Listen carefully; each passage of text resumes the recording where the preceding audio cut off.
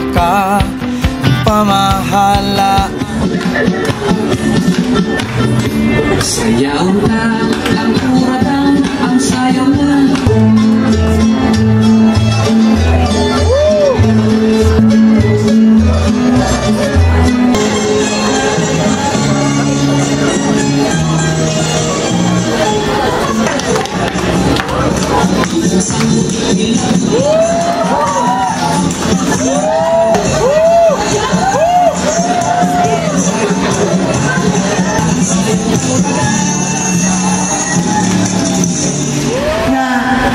This is not the time to struggle, and this is not the time to continue to have poor people. The technology should be able to answer.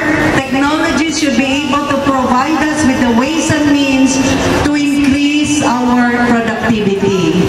So maybe month of May is very fitting not only to honor our farmer producers, not only to honor San Isidro Labrador, but also to honor all of us who are also helping, who are also providing all sorts of services for all of mankind.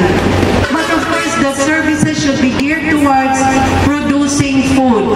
And in these times of crisis, we are not just here to provide food, but to provide appropriate and good food for good lives, for us to become happy. With the celebration sa iyahang kamatayon, St. Isidore, ato ni karong igahin kaning adlaw sa pag-honor niya o mga gisad niya for better technologies, better acceptance of the technologies by the farmers, better implementation of the technologies by our farmers, better services by our technical people, better programs and projects that would really address the production of more food, production of good food, and to have sustainable farms.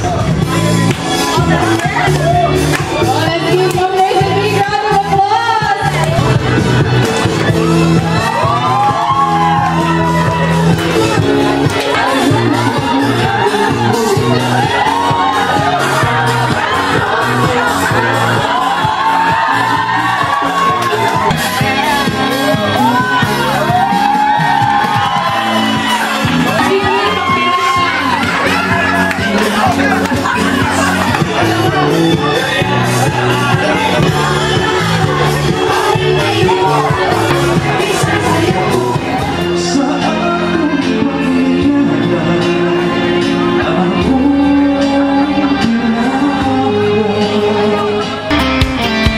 Ito ng bagong pananaw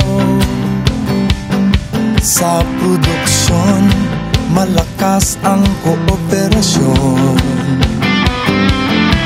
Katuwang ng mga magsasaka, pamahalaan at pribadong sektor.